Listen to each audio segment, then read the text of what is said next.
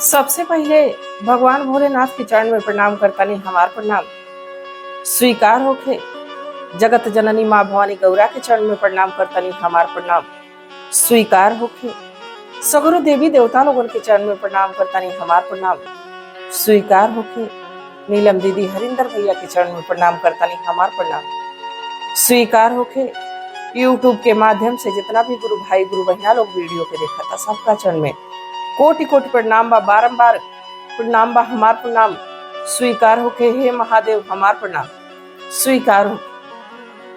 गुरु भाई गुरु बहना लोग, आज हम महादेव की महिमा का एगो ऐसा गुणगान लेके आयल बड़ी, ऐसा कथा लेके आयल बड़ी, ऐसा कहानी लेके आयल बड़ी कि आप लोग एक जब सुनब तब ना सिर्फ आपके जीवन का दुख परेशानी कट जाए, बल्कि हमने का जवन ये जीवन जिया तनी जा, जौन हमनी का मोह माया में पड़ल बानी जा।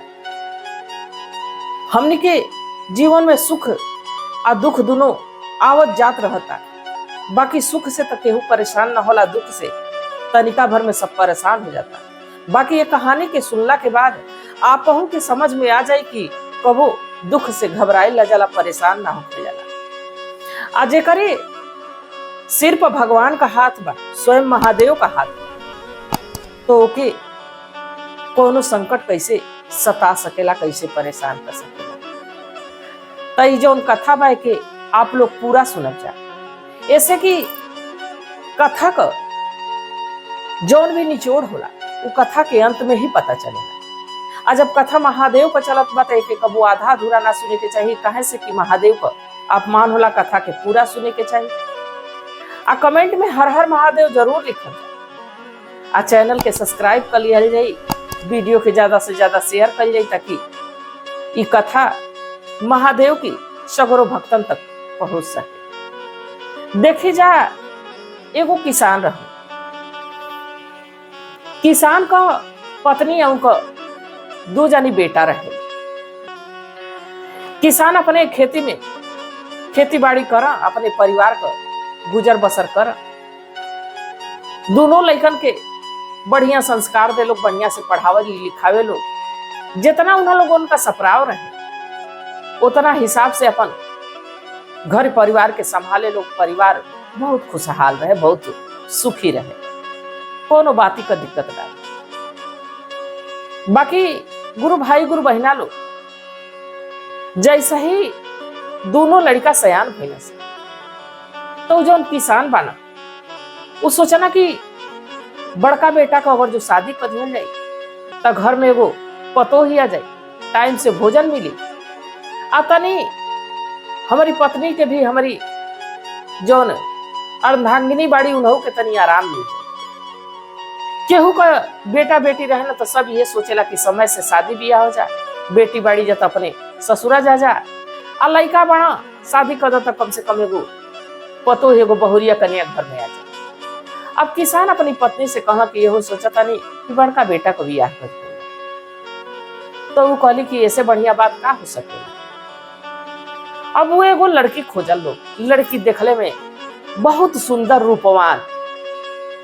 अब शादी करके जब पतो ही घर में ले आई तो खाना बनौला का समस्या जौन बा वो अब किसान का जौन पत्नी रही उनको खत्म हो गए। ऐसे कि जब पतो ही आ गई घर में खाना बनावे लगल, भोजन बनावे लगल, तब उनके तनी आराम मिले लगल। तब जब समय बचे तब किसान की संगे संगे वो खेते में जा, खेत खरियान में काम धाम करा, आवे लोग लवट के खेते से तापन भोजन मिले, दोनों जनी खा पिए लोग आराम करे, खुशहाली घर में हो गई। बाकी देखी लड़की के तो हम संस्कार दे के बचपने से हम सिखा सकीला कि ऐसे ना ऐसे काम हुई, झाड़ू लगावे के चाहिए, बर्तन धोए के चाहिए, सुबेरे उठ के दुआरी का देहरी जौन बा के साफ करे के चाहिए, पूजा पाठ करे के चाहिए। तमाम संस्कार हम अपनी बेटी के तो सिखा सकीला। बाकी पतोही के बारे में तो केहू जान ना सकेला, ऐसे कि वो दूसरा के घर से आवे ली जाए। धीरे ही धीरे उनके रहन सहन के बारे में, उनकी व्यवहार के बारे में पता चले। अब धीरे धीरे समय बीते लगल तो जवान किसान का बहुरानी रही, वो सुबेरे उठा आ उठिए सुती पहले चूल्ही के पहुंचा, न बर्तन साफ कर न झाड़ू बाहर कर, उठत पहले भोजने बनावा। कोनो ऐसा काम जौन रहे कि साफ सफाई से ना कर। अब जब भी लक्ष्मी मैया आवा तो देखा कि दुआरी पर न दुआर साफ बा, न घर साफ बा, न बर्तन साफ बा, चूल्हा चौका नहीं खेसा, बस बहुरानी उठा तो भोजन बना दे। आ किसान का पत्नी या किसान ही सोचे लो कि जाए आगे पीछे वो काम करे, जब मन करे तब कर, कम से कम भोजन तो टाइम से मिल जाता, समय बीतत रहा। देखी जौना घर में साफ सफाई ना होला, देवी देवता लोग भी आके पीछे लौट जाए। अब वो घर में भोजन तो मिले, बाकी धीरे धीरे गरीबी आ जाना। अब किसान एक दिन कहला कि देखो बड़का बेटा का तो हमनी का शादी करके जिम्मेदारी से मुक्त हो गई, अब छोट को बेटा का शादी कर दिया। किसान का पत्नी कहली कि ठीक बा, अब छोट को बेटा का लोग शादी करी हो, एगो औरी बहुरिया घर में आ गई, एगो औरी करिया घर में आ गई। अब दूगो पतो ही आ गई, सब तक काम अब बट गई, अब कम हो गई, बड़को पतोहा का काम कम हो गई। अब छोटकी दुल्हनिया आई तो वो भोरही उठ जाए। अब भोरही उठ के सबसे पहले ओकर काम ये रहे कि वो भगवान का नमः शिवाय का जाप करे, गुरु का नमः शिवाय का जाप करे। एक बाद उठे तो अपन झाड़ू बहारू करे, घर का देहरी साफ करे, चूल्हा चौका करे, बर्तन माजे, नहा, एक बाद भोजन बनावे। अब सब काम करके भोजन बनावे तो जौन ओकर जेठान बड़ी वो देखा, तड़ी सास भी देखा तो डांट कह कि तू का करेलू, अरे सुबेर सुबेरे उठ के पहले तो के भोजन बनावे के चाहिए, अरे भोजन होई तबे भजनो हो, कुल तू का करेलू। अब पतोहिया कलश की ये माजी, आप हमसे 5 बजे खाना मांगा तो हम 5 बजे आपके बना के दे दे, बाकी हमारी पूजा पाठ में आप व्यवधान मत डाली, हमके मना मत करी। बाकी सास कहा कि देखा वो बड़की पतोही रही हमारी बड़का बेटा का जौन मेहरारू बड़ी, वो सबसे पहले सुबह उठत रही तो भोजने बनावत रही। अब तू सबसे पहले उठेलू तो झाड़ू बहारू कैला में समय बिता देलू, पूजा पाठ कैला में समय बिता देलू, तब तू भोजन बना दे। बाकी अब ऐजा उ पतोहिया अपनी ससुई से का कहतिया कि चाहे जन्म मरबू ये सासू, चाहे जान छोड़बू, अरे चाहे जान छोड़बू, नाही छोड़बो गुरु का चरण न होरा, किया हो रमरे, नाही छोड़बो गुरु का चरण न होरा। चाहे हमके मरबू ये सासू, चाहे गरियाई बुयरे, चाहे गरियाई बू, नाही छोड़बो गुरु का चरण न होरा। कहतड़ी कि ये सासुआ चाहे हमके मरबू आ चाहे हमके गरियाईबू, हम भगवान का सेवा, भगवान का आराधना, भगवान का पूजा ना छोड़ सकीला। हम सुबेरे उठ के 5 बजे तोके भोजन बना के दे दे, तू जब कहबू तब्बे हम उठ के तोके भोजन बना के दे दे।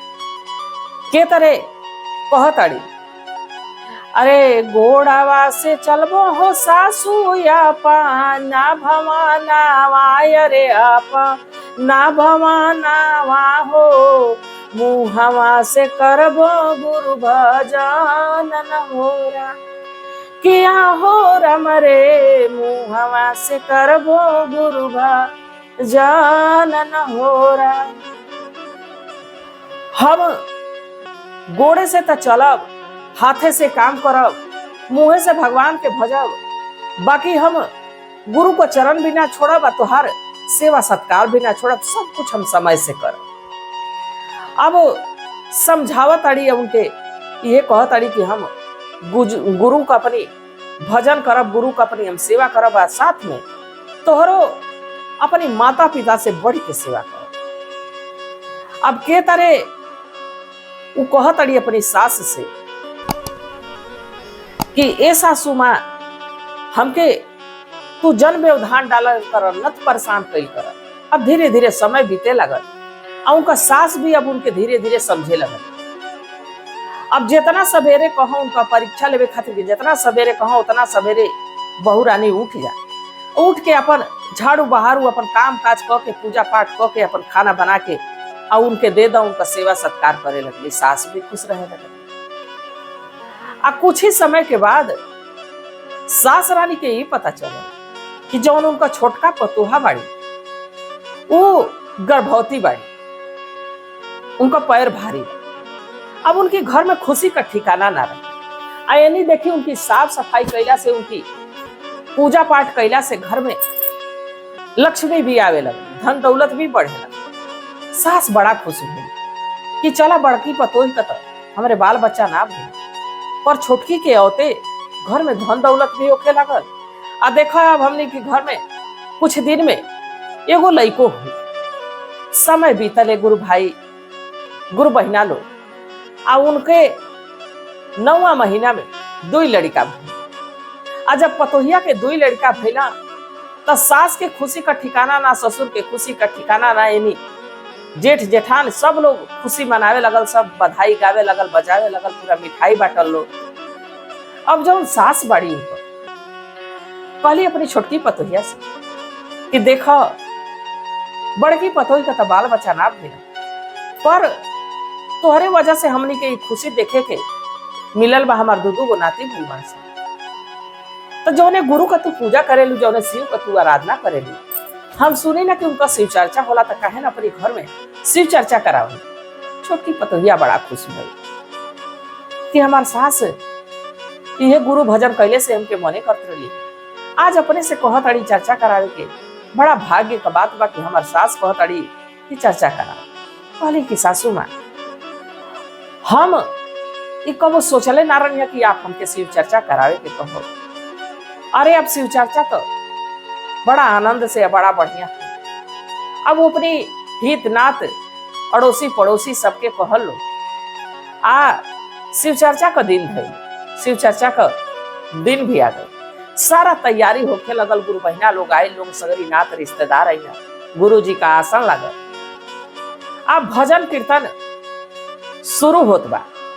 आईनी दोनों लइकवन के लेके कहीं सास परेशान बड़ी तो कहीं छोटकी बहुरानी परेशान बड़ी। तब बड़की बहुरानी कहले कि ऐसा बा कि तू काहे परेशान बड़ी, 2 लइकवन के हम सुता देते हैं। ऐसा हम सुताई कि उ जगिया सना। तो छोटकी पतोहिया सोचलस कि ठीक है कहताड़ी सुता दी। तो तौले शिव चर्चो हो जाए, लइका परेशान बड़ा सा रोवत ना सा, तई बजा ली। तो बाकी वो ये ना जानली कि हमार जेठान लइकवन के हमेशा खातिर के सुता दी है। गुरु बहिना लेके जा तड़ी एगो कोठरी में, आ गणासा से दोनों लइकन के काटा तड़ी, आ काट के एगो चत्तर से ढक दे ताड़ी। चारों ओर खून ही खून फैल गई बा। यानी शिव चर्चा शुरू हो गई बा, सब शिव चर्चा में मगन बा। आ छोटकी पतोहिया मगन बा कि लड़कवा तो हमार सुतल बड़ा सा, उनका लइकन पर ध्यान नहीं थे, उनका गुरु जी पर ध्यान बा। अब एनी जब महादेव देखनी कि हमार जो शिष्या बा ओकर ध्यान हमारी पर लागल बा, लइका कटा गई बड़ा सा, अब उनके आवे के पड़ल, उनका आसन डोले लागल। वो तुरंत एगो महात्मा का रूप बनौला और जहां शिव चर्चा होता वो जब पहुंचला, कहता ना कि ऐसा बा कि तू शिव चर्चा करता रो। अरे तनी हमके लइकवन का मुंह तो देखा दे, तुझे करे खातिर के शिव चर्चवा होता। तके तरे छोटकी पतोहा कहताड़ी, आवाय आवाय आवाय गुरु बई ठया सनावाय रे बई ठया सनावा हो, तू सुन शिवा के भजन न हो राम, किया हो रम रे तू सुन शिवा के भजन न हो राम। अब वो महात्मा जी के उस साधु महाराज के कहतड़ी कि आवा ये गुरु जी तू बैठ, आ बैठ के महादेव को शिव गुरु का भजन सुना। आ कुछ देर के बाद हम लइकन का मुंह दिखाए, तब के तरे महादेव साधु रूप में बड़ा तक के तरे कहता, नाही हम बैठा बे शिष्या तो रियासाना वायर तोह रियासाना वाहो तू त दे तू बालक देखाई न होरा किया हो रमरे तू त दे तू बालक देखाई न होरा। कहता ना साधु महाराज कि नाही हम बैठब शिष्या कूस के यसाना मायर कूस के यसाना हो तू त दे तू बालक देखाई न होरा। तू हमके बालन के देखा दो, वो छोटे लइकन के देखा दो, हम बैठब ना आसन पर। महादेव कहताड़ी, शिष्या कहताड़ी कि आप बैठी, गुरु का आराधना सुनी, गुरु का वंदना सुनी, गुरु महाराज का कीर्तन होता, भजन होता, चर्चा होता, आप हो सुनी। बाकी एजा शिव गुरु बैठे के तैयार नहीं की, साधु रूप में जौन आयल बने के तरह कहताड़ी उनसे, उठा उठा उठा ये शिष्या हम रोया सानावा रे हम रोया सानावा हो दे तू बालक देखाई न होरा। साधु महाराज ओजा हट कर बैठल बाड़ा, ओजा उनसे अब जे तरह एगो लइका जिद करे वही तरह जिद करे लगल बाड़ा कि अरे उठ तू काहे ना हमके तनी बालक दिखाता, हमके तनी सा नजर से देख लेबे दा। शिष्या बड़ा परेशान हो गई बड़ी की इस साधु बाबा तो अजीबे बाड़ा, कहता ना कि जल्दी से हमके उठाया अपन बालक दिखावा, एकदम मानते नहीं खो।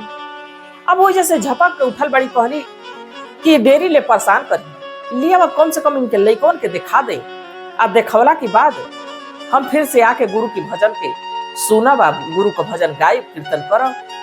अब उठल बड़ी आ दौड़ल हुई कोठरी में गई बड़ी, जौना कोठरी में उनका जेठान लइकन के चादर ओढ़ के सुतौले बड़ी, ये गुरु भाई ये गुरु बहना लोग। आ बेचारी वो छोटकी बहुरिया छोटकी कन्यवा जन रहे जैसे चादर हटौले बा, जो नजारा देखले बा देख के धड़ाम दे गिर के बेहोश हो गई बा। ऐसे कि दोनों लड़कवा उनका मुड़ी कटल बा, चारों ओर खून ही खून बा।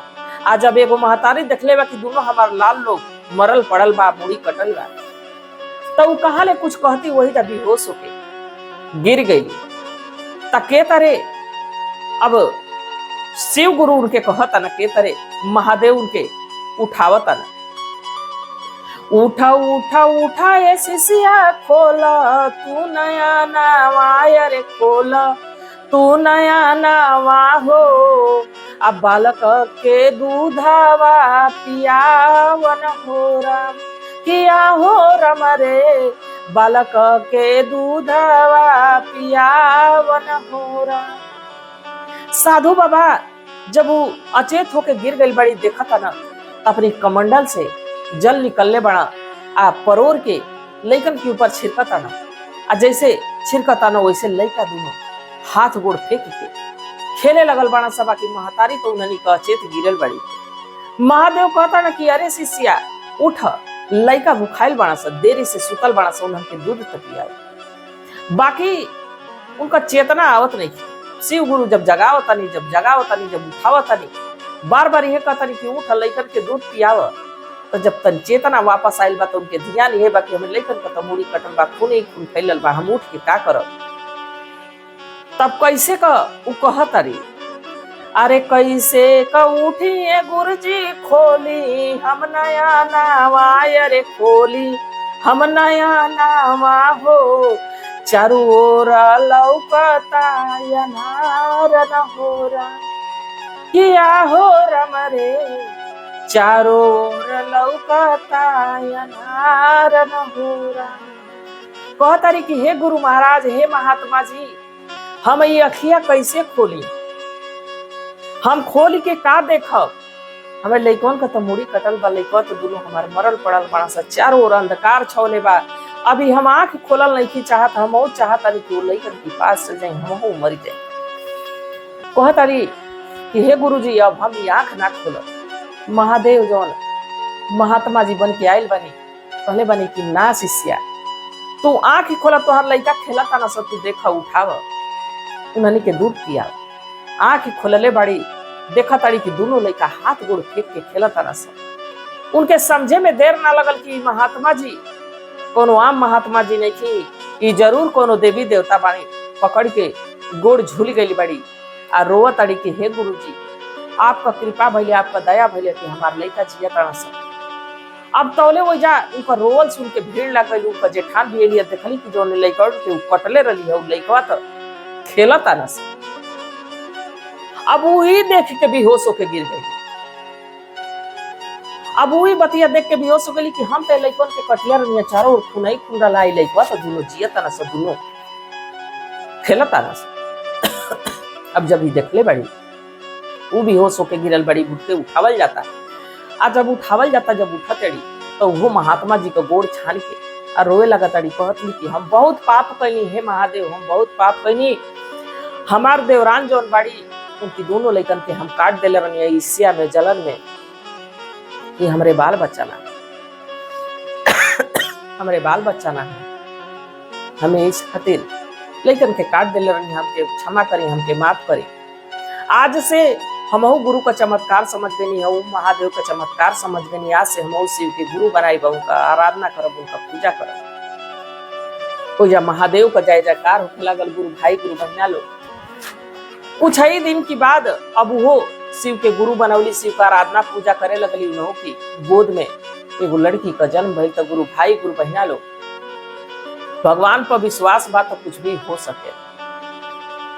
महादेव तो छोटकी पतोई पर दया कहीं कि उनका दोनों लड़का मरल जिंदा हो गई। तो हमनी का भगवान को उतने विश्वास करते जा, उतने भरोसा करते जा, उतने हमनी को मेहनत लगन से सेवा करते जा। आखिर भगवान के हमनी का अपन सच्चा हृदय से गुरु बनौले बने। तो गुरु भाई गुरु बहना लोग कमेंट सेक्शन में जरूर बताई जाए आप लोगन के कथा कैसन लागल है। कथा के ज्यादा से ज्यादा शेयर करब ताकि महादेव की भक्तन तक पहुंच सके।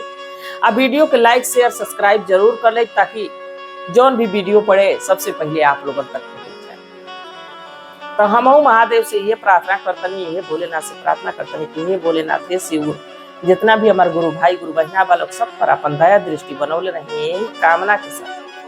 हरे हरे महादेव। सबसे पहले भगवान भोलेनाथ के चरण में प्रणाम करतानी, हमार प्रणाम स्वीकार होके। जगत जननी माँ भवानी गौरा के चरण में प्रणाम करतानी, हमार प्रणाम स्वीकार होके। सगरो देवी देवता लोगन के चरण में प्रणाम करतानी, हमार प्रणाम स्वीकार होके।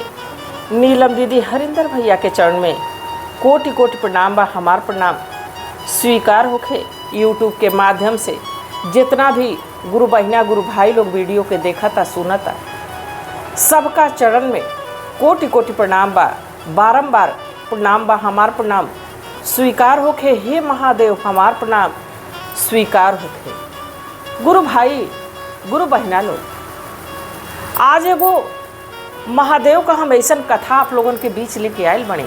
ऐसा में करुणा बा, एमे ममता बा, एमे दुख और सुख दोनों का संयोग बा। देखी जा जैसे दिन का महत्व रात ना हो तब पता ना चला, वैसे गुरु भाई गुरु बहना लो सुख का भी महत्व ना रहत जबले हमनी पे दुख ना आवत। तो आज का जो कथा बा में सुख और दुख दोनों बा। कथा के बड़ा प्रेम से पूरा आप लोग सुना, काहे से कि जब महादेव की ही गुणगान होता, जब उनकी ही महिमा का बात होती है, तो एक आधा अधूरा कबो ना सुने के चाहिए। कोनो कथा पूजा में जाए, कोनो आरती पूजा आप करब तो से यह सबका कहनाम होला। ये संत महात्मा लोगन का कहनाम है कि कोनो भी ज्ञान ल तो के पूरा लेवे के चाहिए। ऐसे कि आधा अधूरा हमेशा कष्टदायी होला, हमेशा परेशानी में डाल देला। तो कथा के पूरा सुनब जा। आ कथा अगर जो आप लोगन के नीमन लगी तो जब भगवाने का कथा बा तो नीमन तो जरूर लगी। एक ज़्यादा से ज़्यादा आप लोग शेयर करब जा ताकि महादेव का कथा और शिव भक्तन तक पहुंच सके।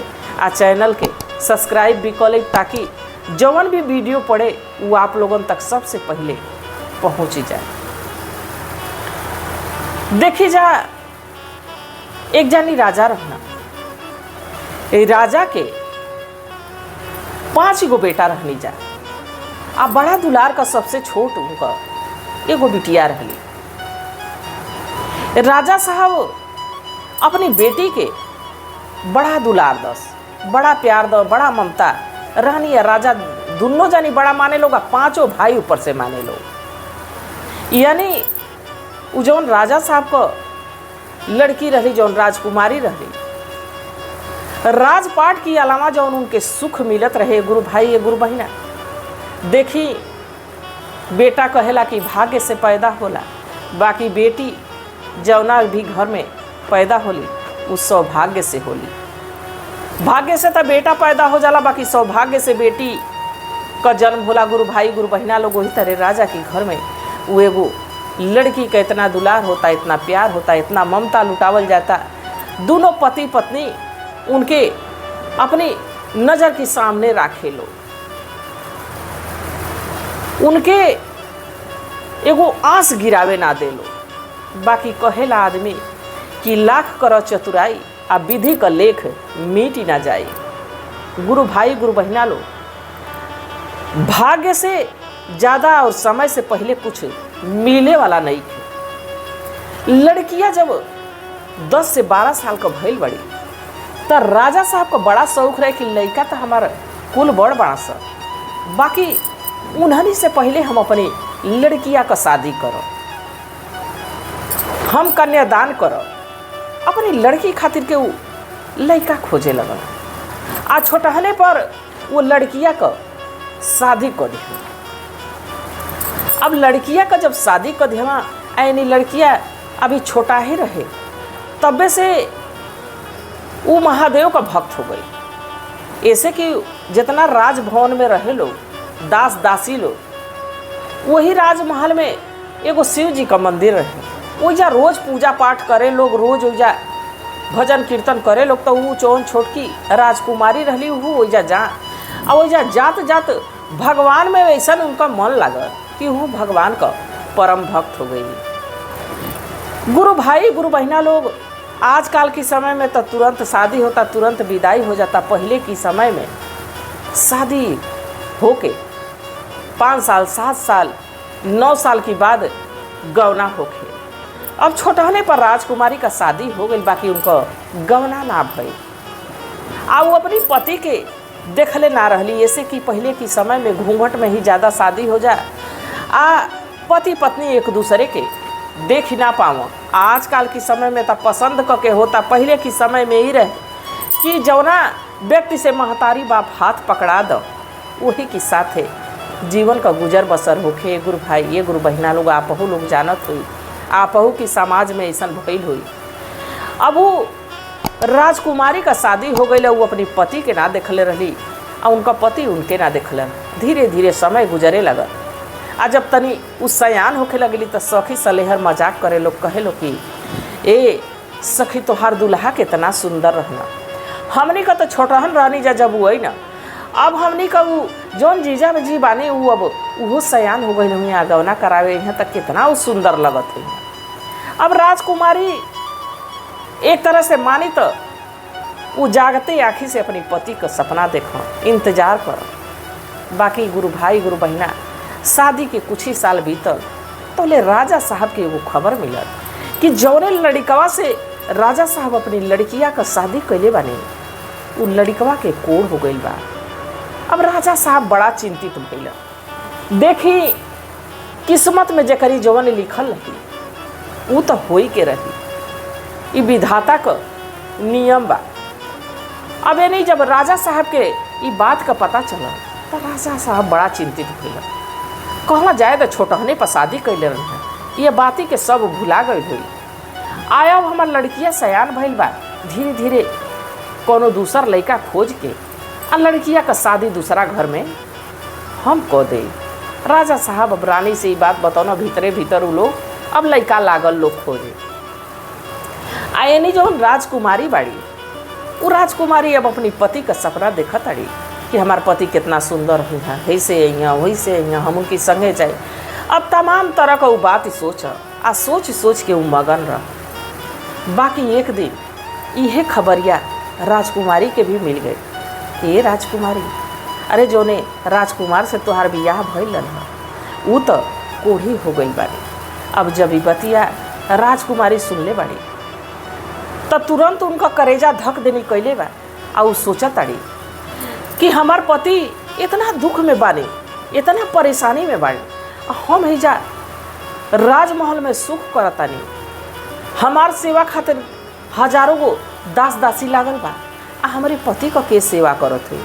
हमके तो सबसे पहले अब पति के पास अपनी पहुँचे के चाहिए, ऐसे कि सुख में भले के हो पति के साथे ना रहे, पति पत्नी के साथे ना रहे, बाकी सुख दुख का साथी पति पत्नी होला। सबसे पहले हमके अपने पति के पास पहुँचे के चाहिए। जब ये बतिया जरले बड़ी गुरु भाई गुरु बहिना लोग, तो सबसे पहले वो राजा साहब के पास बैठल बड़ी। राजा साहब सभा के बीच में बैठल बाड़ा, अपनी जनता के बीच में बैठल बाड़ा। वो जाके कहत का बड़ी अपनी बाबूजी से, अपनी पिताजी से का कहत बड़ी। सभावा में बैठल हमारे बाबूजी बढ़ाई तायरे बाबू जी बढ़ाई ता हो, आ कोढ़िया मिलन हम जाई बहोरा किया हो रमरे, कोढ़िया मिलन हम जाई बहोरा। जब ये बात राजा साहब सुनले बानी तो उन्हों के जैसे धक्का लग गई बा। गुरु भाई गुरु बहिना लोग देखी केहू का बाप महतारी रहे ना, सब ये सोचेला कि हमार लड़की हमसे ऊंचा खानदान में जा, हमसे सुखी घरे जा, सुख करे। पिताजी भी यहाँ सही बड़ा चिंतित बड़ा कि हम लड़किया के कैसे कोढ़ी के साथे भेज सकीना। यानी लड़किया अपनी जगह पर सही बा कि हमार पति कष्ट में बड़ा, संकट में बड़ा, हमके हो जाए के चाहिए। अब नहीं लड़किया बाबूजी से अपने जब ये बतिया को हतिया तो अभी बाबूजी कुछ कहता है, इससे पहले वो फिर का कहता रही।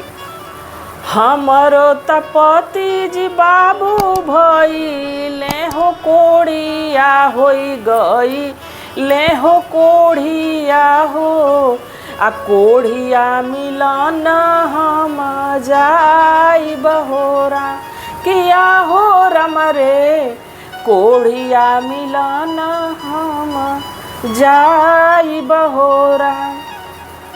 कहताड़ी कि बाबूजी हम अपनी पति से मिले जाए चाहतनी, बाकी ये नहीं पिताजी ये बात ही से इनकार कर देतनी, मना कर देतनी, कहतनी कि नहीं नहीं, ये तो हर छोटे पर शादी हो गई है, हमसे बहुत बड़ी गलती हो गई है, और लड़का कोढ़ी हो गई बा।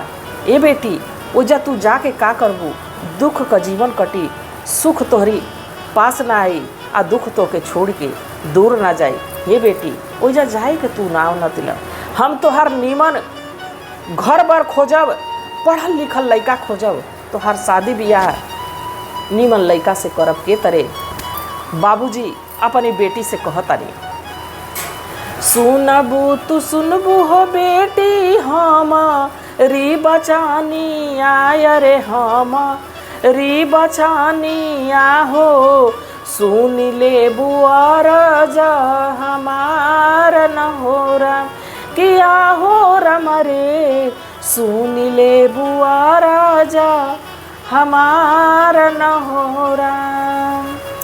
आ तोहरा के खोजबो हो बेटी पढ़ ल पंडितावा रे, पढ़ ल पंडितावा हो, आ कोढ़िया के देबू तू तेज न हो रा किया हो रमरे, कोढ़िया के जई तू भुलाई न हो रा। कहला कि हे बेटी हम तोहरा के पढ़ल लिखल सुंदर लड़का खोजब, वो कोढ़ी हो गई बा, ओके त्याग द, ओके तेज द, ओके तो तू देखल ही नहीं, ओके भुला जा। बाकी लड़किया वो जा रोए लगतिया, ओकर झरझर झरझर लोर गिरे लगाता, वो मोह में बा कि हमारी पति पक आज का विपत बीतत हुई, जेकरा से हमार सेनुर सुहाग बा, हमार पिताजी हमार शादी कैले बानी, आज वही पिताजी हमके वजह जाए से मना करता नहीं। एक बार सोचली कि पिता का हृदय, बाप का हृदय कठोर होला, तब काहे न हम माई के लगे चली।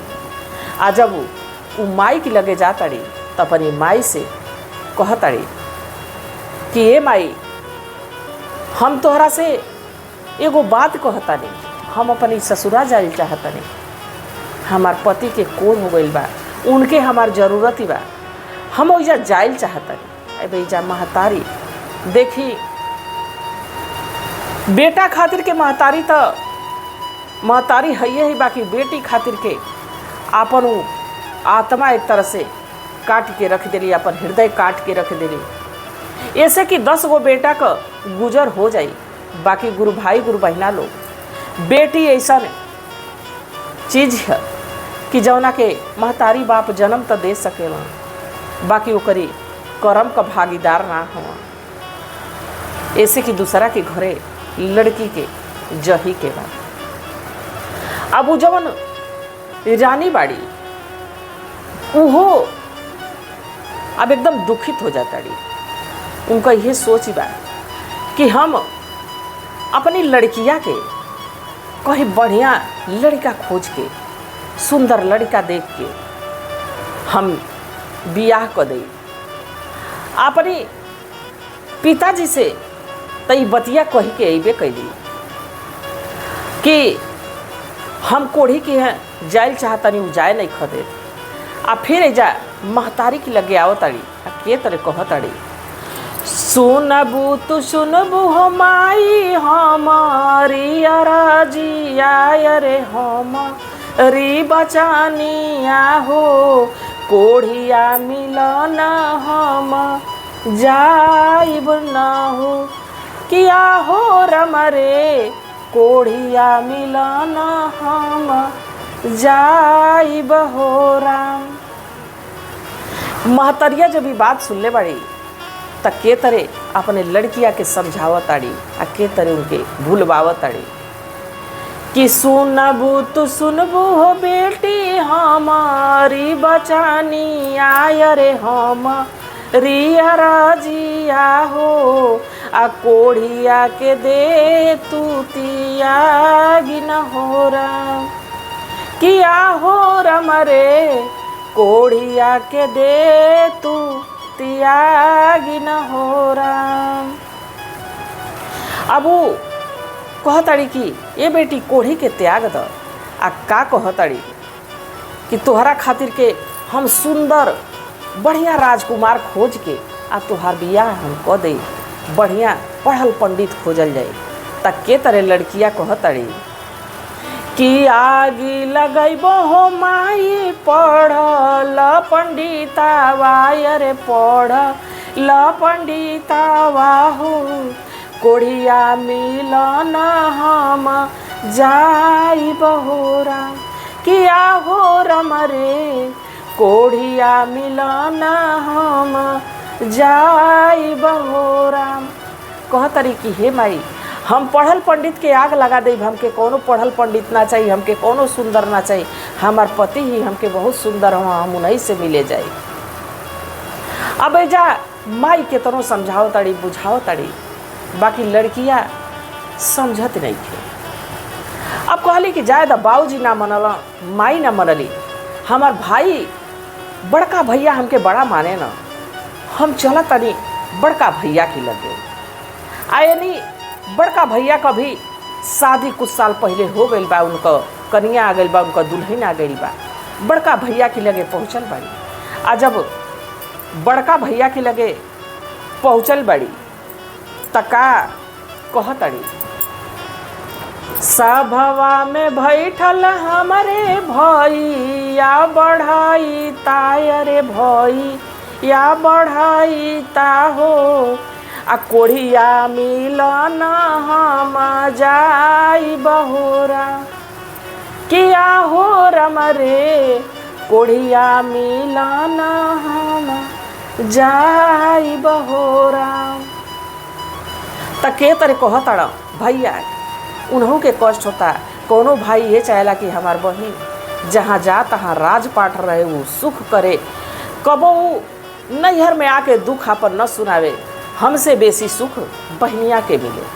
अब ओइजा भयो अपनी जगह पर सही बा, बाकी बहनियों अपनी जगह पर सही बा। ये गुरु भाई ये गुरु बहना लोग देखी पहले की युग में अब की युग में कितना अंतर भइल बा। आज एक कथा के माध्यम से आप लोग सुनतानी। लड़कियां कहतिया जब भैवा से, तब भैवा लड़किया के तरह समझावतानी कि तू सुनबू हो बहिना हम री बचानी आय रे हम रिया राजिया हो आ कोढ़िया के दे तू ना त्यागी न हो राम किया हो राम रे कोढ़िया के दे तू त्यागी न हो राम। तोहरा के खोजबो ए बहिना देशवा के राजा रे देशवा के राजा हो आ कोढ़िया के दे तू त्यागी न हो राम। बहनिया एजा बड़ा दुखी भइल बा कि हमार बाबूजी ना मनला, जौना कोख से हमार महतारी जन्म देले बड़ी ऊ ना हमारी दुख के समझली, हमार भाई भी नहीं ख समझ। का कहताड़ी के तरी कहताड़ी आग लगैबो हो भैया देशवा के राजा रे देशवा के राजा हो आ कोढ़िया मिलना हम जाई बहोरा किया हो रम रे कोढ़िया मिलना हम जाई बहोरा। कहताड़ी कि हम आग लगा दे देश की राजा के, हमके कौनो सुंदर राजा ना चाहिए, हमको कौनो देश का राजा ना चाहिए, हम वही कोढ़ी के जाए जौना से हमार सेनुर सुहाग बा, जौना के नसीब में हमारे भगवान लिख देले बड़ा, हमारे भाग्य में लिख देले बड़ा, हम उन्हीं के जाए। अब भाई से कहताड़ी भाई नहीं ख मानत, तो सोचली कि एगो हमार भौजाई आइल बड़ी केहू नहीं खे मानत, चला भौजी के अपनी मना लेता नहीं। आ देखी गुरु भाई गुरु बहना लो संजोग से घरवा में राज में जौन बड़की पतोहिया बाड़ी वो शिव भक्त आइल बड़ी, वही मंदिरवा में गई बड़ी शिव का आराधना करे, शिव का चर्चा करे, भजन करे। आ वही जा लड़किया पहुँचले बा। आ जब दूरवे से भौजैया के देखले बा तो दौड़ के ओके लिपट गई बा। गुरु भाई गुरु बहना लो देखी सखी सहेली तो सब होला, बाकी जवन ननद अपने भौजाई के अपन सहेली बना ले, अपन दुख सुख कही, तब भौजाई भी अपने ननद के उतने मान सम्मान दे। ये गुरु भाई ये गुरु बहना एक कथा में आप लोग सुनब, एक कथा के आप लोग प्रेम से सुनी आ एक पूरा दर्शन करी कि देखिए में नंदी का कहती अपनी भौजिया से। सुनबू हो भौजी हमारी बचानी आय रे हम रिया राजिया हो आ कोढ़िया मिलना हम जाई बहोरा किया हो रम रे कोढ़िया मिलना हम जाई बहोरा। एजा बड़ा दया आइल बा भौजैया के। देखी जे शिव का भक्त रहेला ओकरी भीतर दया भाव बहुत रहेला। ऐसे कि हमनी के महादेव इतना दयालु हैं कि अपन राजपाट सोने का लंका अपनी सुख सुविधा के बनौनी, बाकी भक्त की कहला पर तुरंत दान कर दिहनी। भगवान अपने भक्तन के कबो उदास कबो उनन के संकट में परेशानी में ना छोड़ेनी। अब उ जौन भौजैया बा उ लड़किया से लिपट के ओके आँस पोछतिया आ का कहतिया भौजैया कि लेबू तू लेबू ये नंदो दाया की मोटारिया रे दाया की मोटारिया हो कोढ़िया के दीहा तू लगाई न हो राम किया हो रम रे कोढ़िया के दीहा तू लगाई न हो राम। कहतड़ी कि ये नंदो हाई भगवान का भभूत है, हाई महादेव का भभूत है, एक लेके जा आओ तोहर पति के जहाँ जहाँ कोढ़ भइल बा उनके शरीर में लगा दिया, अब भगवान का नमः शिवाय का जाप करिह, उ चाहिए तो सब कुछ बढ़िया हुई। भौजैया नंदी के आदेश देले बा, उसे अनुमति ले ले बड़ी। आप पहुँचल बाड़ी कहाँ? अपनी ससुरा में पहुँचल बाड़ी। जब अपनी ससुरा में पहुँचल बाड़ी तो जौन उनकी पति का महतारी बाड़ी वो जब देखले बाड़ी कि इतना सुंदर हमार पतो ही बा, तो पहले ही दरवाजा पर छेक के खड़ा हो गई बड़ी, कहले बड़ी कि ना तो के हमारी बेटा से ना मिले के चाहिए, हमार बेटा देखे लायक नहीं खो, चारों ओर से पीप मवाज बहुत या उनके कोड़ फूट गई बा। आ तू देखबू त घिना के भाग जइबू, हमार बेटा तो दुख में बटले बाड़ा, अगर जो तू उनके देख के छोड़ के चल जइबू तो हमार बेटा प्राण त्याग दी। गुरु भाई गुरु बहिना, केहू के दुख में कबो हंसे के ना चाहिए, केहू के दुख में कबो मजाक ना उड़ावे के चाहिए, और करी दुख से कबो घिनाए के ना चाहिए। ऐसे कि दुख केहू की भागी नहीं खे कि खाली हम ही के दुख होई आप के ना होई, या चाहे आपे के होई हम के ना होई। दुख कबो केहू पर आ सकेला, परेशानी कबो केहू पर आ सकेला। अब जब लड़कियां कहले बा कि नहीं अम्मा जी ऐसा मत करी, हम अपने पिता का बात ना मननी, अपनी महतारी का बात ना मननी, अपने भाई का बात ना मननी, हम महादेव का शिष्या हैं आ महादेव की शिष्या की कहला पर हमें जायल बनी। अब हमके आप ठेकान ना दे तो हम लौट के करी दुआरी जाए, हमके तो हमारी पति का ही सहारा बा, हमारी पति का ही साथ। जब ही बचनिया ससुई सुन ले बा तो वहू का हृदय भर आयल बा। इतना सुंदर इतनी सुशील लड़की हमरे लड़का से कर शादी भइल बा। आई आज हमारी लड़का के देखले नहीं की, बाकी तो वो लड़का खातिर छटपटा तड़ी, ये के मिल लेवे के देवे के चाहिए, कि वो लड़का के लगे जाए देवे के चाहिए। गुरु भाई गुरु बहिना, ये दृश्य का दर्शन आप लोग करें कि के तरह वो लड़कियाँ वो कोढ़ी लड़का के पास पहुँचल बाड़ी। और वो लड़का जौन राजकुमार बना उनकी पूरा शरीर में कोड़ फूट गई बा, कहीं से मवाज बहता, कहीं से खून बहता, देख के घिनाए लायक शरीर भइल बा। बाकी तो लड़कियाँ गई बा दौड़ के हास बांध के उनकी लगे पहुँचल बा, उनके अपने गले से लगौले बा, उनका पैर छुअले बा, कहले बा कि अब इन हमार भाग्य नीमन बा कि हम समय से जान गई नहीं, हमार सेनूर बच गई, ना जाने का भइल रही, हम आपको बहुत सेवा करो। और लड़कियां वही भभूति के, भगवान की वही भभूति के अपनी पति की अंग पर पुतले बा, उनके रोज नहवावे धोआवे सेवा करे, उनके कपड़ा लत्ता पहनावे।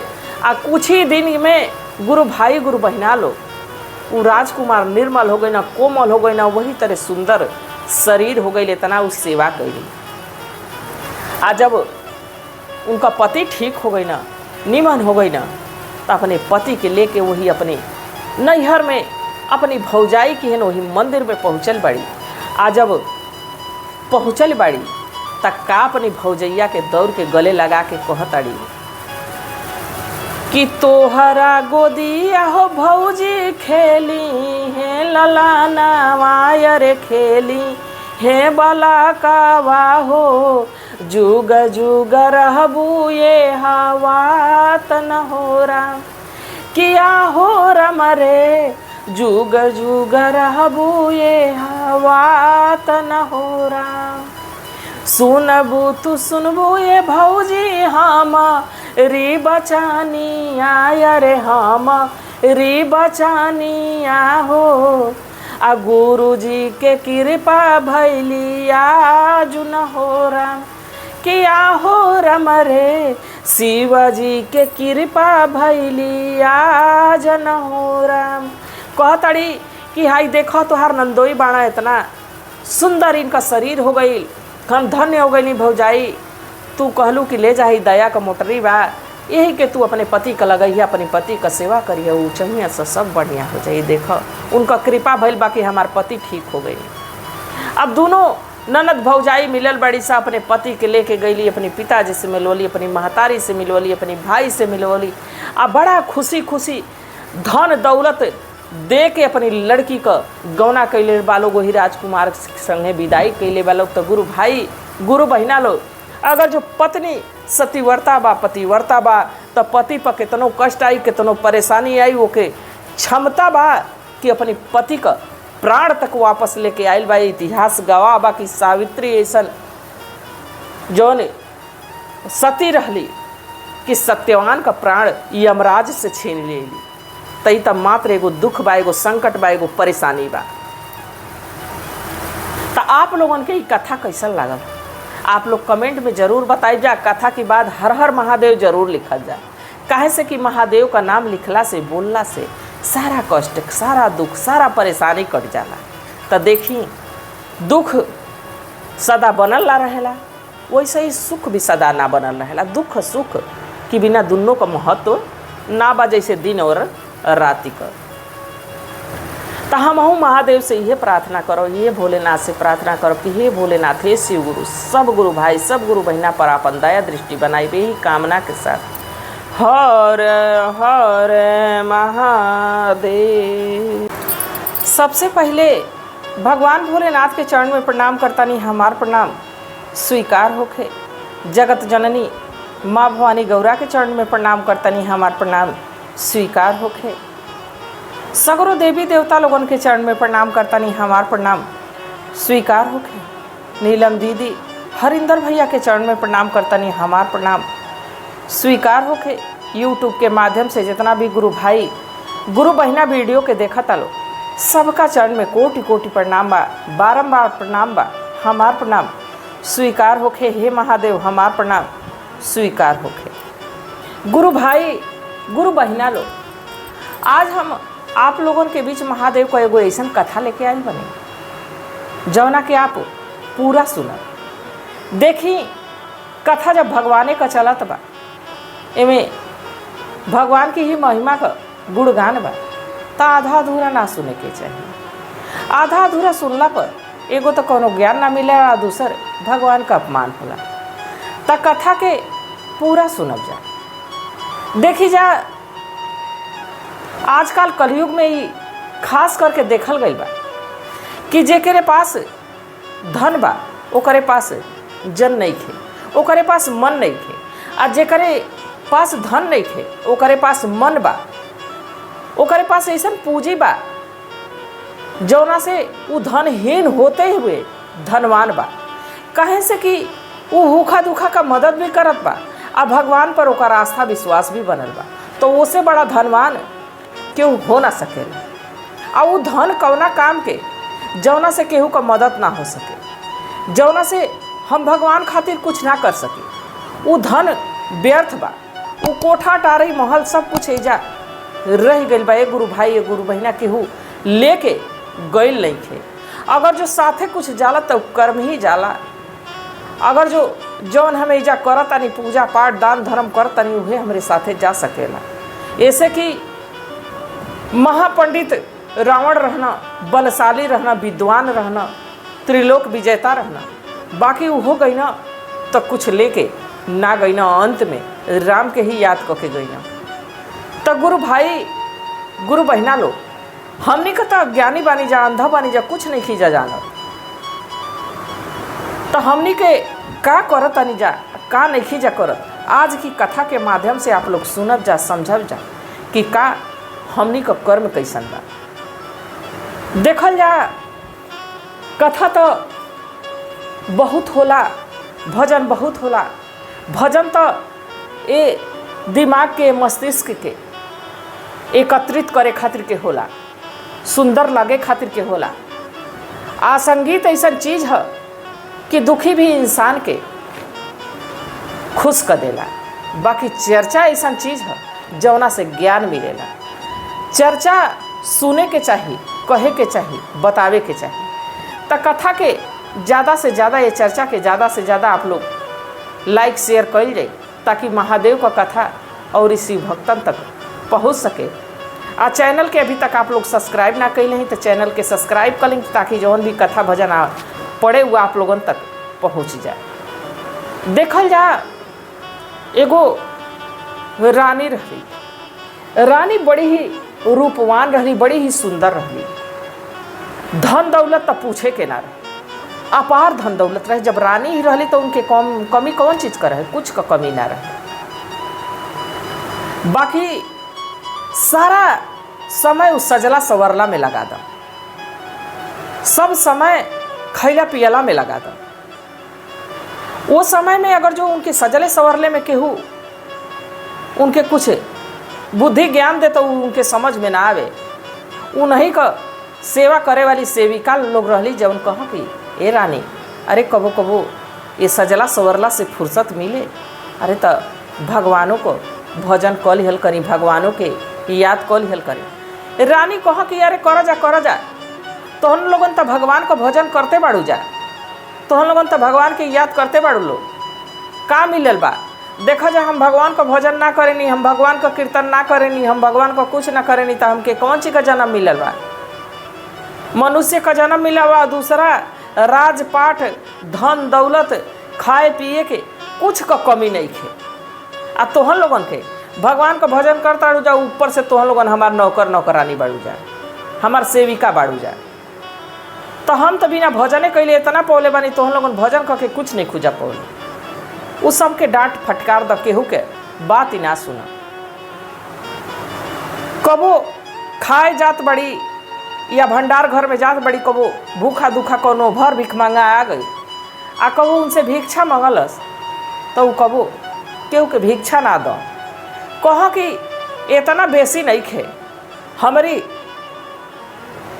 प्रजा में हमारी जौन ऐजा सेवक लोग बा, उन्होंने लोगन के खियौला पियौला में इतना खर्चा हो जाता, हम इतना दान पुण्य ना करे वाला।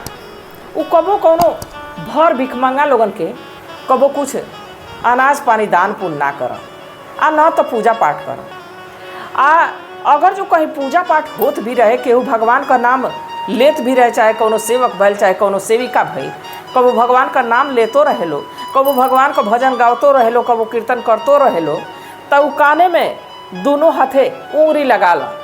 कहो कि का लोग गावेला बजावेला, हमके तो बड़ा ऐसे परेशानी होला, रे खा पी के सुते के चाहिए, बैठे के चाहिए, कुल का लोग करेगा।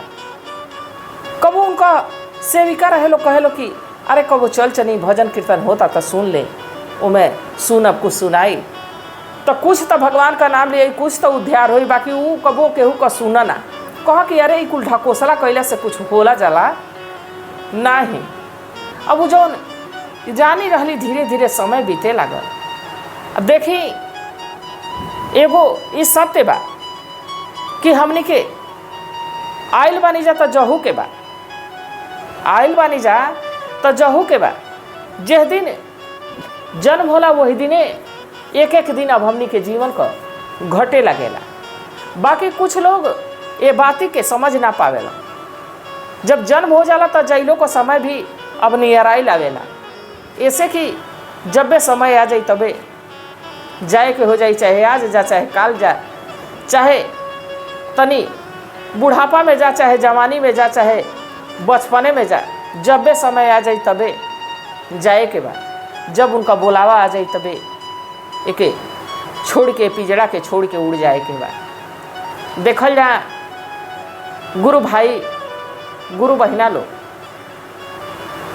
हमनी के जौन कर्म करत नहीं जा उहे संगे जाए वाला बा। अब जब उनके जैले के समय नियर आइल बा, अब जब वे लोक के छोड़ के अब पहुँचल बाड़ी, तो देखा ताड़ी कि ओजा भगवान लोगन का दरबार लागल बा। ओजा जब पहुँचल बाड़ी तो देखा ताड़ी कि तरह तरह का खाए पिए वाला चीज़ रखल बा, तरह तरह का सामान ओजा रखल बा।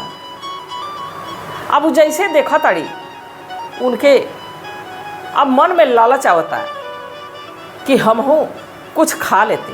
बाकी जब ओजा भगवान के दरबार में पहुँचल बाड़ी तो उनके कुछ खाए पिए के मिलत नहीं थे। आ कुछ खाए पिए के जब मिलत नहीं थे तो भगवान से कहतड़ी कि हे प्रभु हे भगवान, हमरा के भूख लागल बा, आ दूधवा देख के मन करता कि हम कब पी लेते। ऐसे कि दूध हमार बहुत प्रिय रहा। ओइजा रहनी हाँ तो जौन हमार गैया रहे दूध देते रहे तो खूब हम ओके औटत रहनी है, करे बाद हम पियत रहनी। हमके दूधवा देख के बड़ा मन करता कि हम पियती। महादेव कहनी कि देख तू कोनो दान पुण्य नहीं खू कैले, तू कोनो पुण्य काम नहीं खू कैले जौना से तोहके खाए के मिले। अरे कुछ देले रह तू तबे तो एजा मिलत तोहके। अब वो कहली कि हमसे तो बड़ी भारी गलती हो गई बा। कहला कि अब तो गलती हो गई बा, तो कहली कि हे महादेव हमके क्षमा कर दें।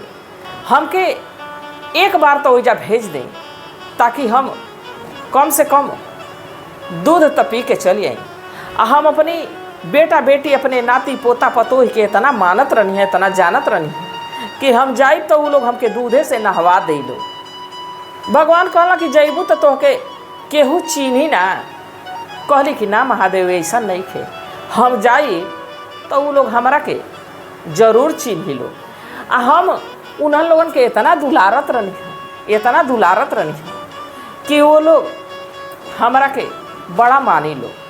हमके दूध पियला तो छोड़ दें, दूधे से वो लोग नहवा दें। महादेव उनका बात सुननी तो हंसे लगनी, कहने कि अच्छा ठीक बा, जब तू इतना कहत अड़ू तो ल अब उनका परीक्षा शुरू हो। भगवान कहना कि ठीक बा, मनुष्य का जन्म तो तोके ना मिल सकेला, तोहार कर्म ऐसन बा। एगो बिल्ली का जन्म देके, एगो बिलार का जन्म देके उनके भेजले बानी। आज जब बिलार का जन्म पौले बड़ी गईल बड़ी तब देखा ताड़ी कि उनका पतो खूब दूध के औंटले बा। आ दूध औंट के वही छोड़ देले बा। अपनी लइकवा के बैठौले बा कि एक अगोरत रही। जब ये ठंडा हो जाई तो एमे जोरन डाल दी तो दही जान जाई। एक तू देखत रही, देखिए बिलार एक जुठियावे ना, एक जुठारे ना। अब लड़िकवा वही बैठ के अगोरता। आ वजन जौन बिलारो बाड़ी, बिलार जौन बाड़ी वो बैठ के सोचा ताड़ी कि अब दूधवा जुड़ाई, अब दूधवा जुड़ाई तो हम पी। अब ऐसे कि दूधवा की लगवा गई तो दूधवा गरम रहे, पी ना पौली तो सोचा खटिया के नीचे बैठ के कि अब दूधवा ठंडा होखो तो हम पी लें, कम से कम हमारा आत्मा जुड़ाए दूधवे खातिर के हम हाइल बाड़ी। अब जैसे दूध में मुंह बोरले बाड़ी, वैसे जब दूध ठंडाइल बा दूध में मुंह बोरले बाड़ी तो वही जा नतिया बैठल है, उठाई के डंडा एक के डंडा मरले बा। बिलार वही चिताने गिर गई बड़ी, आ मर गई बड़ी। आ जब मरल बड़ी तो फिर महादेव की लगे पहुँचल बड़ी तक का कहताड़ी, अरे बिल्ली घरवा जन्म दिहली दूधो ना पियली, बिल्ली घरवा जन्म दिहली दूध पिए गईली ए गुरुजी। अरे लबदा खींच के मरल से हमर नतिया हो, दूधवा पियाहू ना पवली। आ डंडा खींच के मरल से हमर नतिया हो, दूधवा पियाहू ना पवली। कह तारी कि हे महादेव बिल्ली घरे जन्म देनी है, बिलार बन के गईनी है, सोचनी है कि दूध पी ले तो हमारा आत्मा तृप्त हो जाई, हमारा आत्मा जुड़ा जाई, तो हम दूधो ना पिए पौनी है। आ हमार नतिया जौन बात चिन्हलस ना कि हमार दादी है, हमके ऐसा डंडा खींच के मरलस, वो ना जल सकी हे हमार आजी है, ऐसा डंडा मरलस कि हम तुरंते मर गईनी। आ फिर से हम लौट नहीं, हमार तो आत्मा दुखित का दुखित रह गया। आ जौन हमार पतोहिया रह पूड़ी छानत रह, आ पूड़िया देख के हमार मनवा ये करता कि कह जैती आ पूड़िया हम खा लेती। अब महादेव कहनी कि देख नतिया तो तोहके ना चिन्हलस, तोहके डंडा से मरलस, तू मर गईलू है, बाकी तू का सोचा ताड़ू कि तोहार पतोहिया चिन्ही। कह तारी कि अरे उ तो लइका रहा ना चिन्ह पौल सकी, हमार आजी बड़ी, हमार दादी बड़ी, पतोहिया जरूर चिन्ह जाई कि हमारी सास बड़ी। आ हम ओकरी के यहाँ जब जाए तो बिना मंगले हमके खाए के दे, आ इतना भर पेट खियाई कि हम शायद उतना खा ना सके। महादेव कहनी कि ना ऐसा कबो ना होला, तू ऐसा कर्मे नहीं खू कैले कि तोके मनुष्य का जन्म मिले। अच्छा ठीक बा जा, बाकी वो हो तहरा के चिन्ही है ना। अब वो जा फिर भगवान उनके पीली बना के भेजल बना, एगो कुतिया बना के भेजल बना। अब कुतिया का जन्म ले ले बड़ी, दुआरी पर जाके बैठल बड़ी। आयनी उनका पतो जौन बा पूड़ी छानतिया, खूब बढ़िया पूड़ी छानतिया बनावतिया, एनी दुआरी पर बैठ के टकटकी लगौले बड़ी कि अब छान ले त दे, अब छान ले त दे। पतो छान के आ कुल एगो बर्तन में रख के अब सोचलस कि अब अपनी पति के, अपनी बेटा के बोलाई ऐसे उन लोगन के खाना दे। ई सोचा तड़ी बैठल बैठल कि लागता कि पतोहिया हमके दे ना का, जाए दो ना दे तो न दे, अरे हम ही चल तनी आ खूब भर पेट पूड़िया खा ले, आ मुँहे में दबा के लेके एक जैसे भाग जाए। अब जैसे पतोहिया वजह से उठ के गइल बड़ी, अब वो पीलिया कुतिया दुआरी पर से उठल बा आ थरिया में मुँह बोरते तबा। अब जैसे पीलिया मुँह बोरले बा, पूड़ी जुठरले बा, वैसे पतोहिया आयल बा, एगो लबदा उठौले बा, एगो डंडा उठौले बा, पीलिया के ऐसन मरले बा कि काय काय करत दाँत चियार देले बड़ी, मर गईली। आ जब मरल बाड़ी तब फिर पहुँचल बाड़ी महादेव के यहाँ, कहले बाड़ी कि हे महादेव, हम तो गईनी है पतोहियो ना चिन्हलसी है, आ हम जैसे पूड़ी सोचनी है कि खाई, वैसे ऐसा अली है, ऐसा डंडा मरली है कि हम काय काय करत मरिए गई। के तरह कहताड़ी, अरे पीली घरमा जन्म दिहली, पूड़ी खाए गईली ए गुरुजी। अरे कुतिया घरे जन्म दिहली, पूड़ी खाए गईली ए गुरुजी। अरे बहू खिंच के मरली हमके लाबदा हो, पुड़िया खवहू ना पवली। आ पतोहा खिंच के मरली हमके डंडा हो, पुड़िया खवहू ना पवली। कहतारी कि आप हमके पीली घरे जन्म दिहनी है, पूड़ी खाए गईनी है, बाकी पतोही जवन हमार बिया वो हमके एको पूड़ी न दियलसी, हमके खाए न दियलसी। अब हम बरियाई से खहू गईनी है तो ऐसा डंडा मरली है कि हमारी मौरा पर लागल, हम काय काय करत मरी गईनी। महादेव हंसे लगली, कहनी कि तोहार कर्म में ऐसा बा कि तू खा ना सकेलू, तू कबो दान पुण्य ना कैलू, केहू के भूखा दुखा के खियौलू कि तू खैबू, तोहरा भाग्य में अब खाइल पियल लिखल नहीं थे। अब उनके मारे जलन होखे, अपनी बेटा बेटी अपनी नाती से अपनी पतोह से इतना जलन भइल कि वो कहली कि ऐसा बाकी एक मौका हमके दे दे, एगो मौका अगर जो आप हमके दे दे तो हम जाई आ जाके खेत में सब गेहूँ चर घल, न गेहूँ होई, न अनाज होई, न पूड़ी बनी, आ न भूसा होई, न गाय खाई तो दूध दे, न उन्हें लोगन के दूध मिली या न उन्हें लोगन का रोटी मिली, पूड़ी मिली, उन्हें लोगन के खैले का सुविधा खत्म हो जाई, उहो लोग हमारी नैयर तड़पत रही लोग। महादेव उनकी जलन पर हंसना, कहला कि अच्छा ठीक बा, कहला कि वहू जा जैबू तो तोहके फायदा ना मिली, चोर ना पैबू। कहली कि अरे हम चोर ले बाप हमके भेजी तो। अब भगवान का कैली कि उनके गदही का जन्म दिहू। अब वो गदही बन के गईल बड़ी अपनी ये खेत में, जैसे मुँह डलले बारी चोरे खातिर, उनका लइका दूरवे से देखले बाकी हमारी खेत में गदही चरत या। आ वो एगो बड़ का सोटा एगो बड़ का लाठी लेके अल, आ वही लाठी असहस क मरले बाड़ा, असहस क मरले बाड़ा कि जौन गदही बा वो तड़प तड़प के आपन प्राण त्याग दिले बा। उनके का पता बा कि हमार महतरिये गदही बन के आयल बड़ी।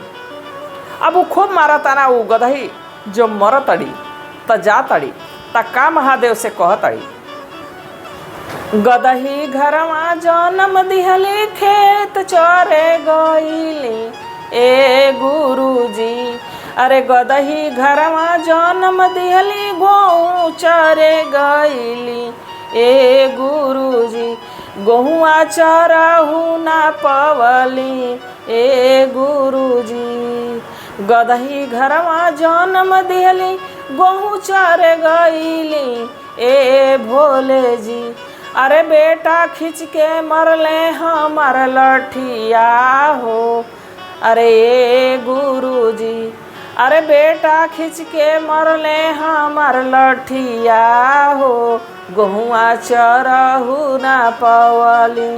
अब कहा तारी कि हम तो गेहूँ चरे गईनी हैं कि चर के ख़त्म कर दें कि ना भूसा हुई ना अनाज हुई, नहीं लोग अनाज पाई या ना गाय भूसा पाई तो दूध ना दे। बाकी हमके ऐसा लाठी मरल है, ऐसा लाठी मरल है कि हम वही जा मरी गई। भोलेनाथ कहला कि वो जा केहू तो के धरती धाम पर अब चिन्हे वाला नहीं खे, चाहे तू कुछ का जन्म लेके जा, तुहार कर्म ऐसा नहीं खे कि तो के दोबारा मनुष्य का जन्म मिले। अब वो महादेव का चरण पकड़ ले बड़ी, अपनी गलती का क्षमा मांगे लगली, कहली कि हे महादेव अब तो हमके क्षमा कर दें, आ एक बेर हमके मनुष्य का जन्म दे दें, हम हजूरी से ना अनाज दान कर, बल्कि हम सूपे से दान करब। हम एगो साड़ी ना पूरा बक्सवे लुटा दे। हम धन दौलत अगर जो रही तो हम ओके दोनों हाथ से लुटाई, दोनों हाथ से सबका मदद करब। हे भगवान, एक बेर तो हमके मनुष्य का जन्म दे।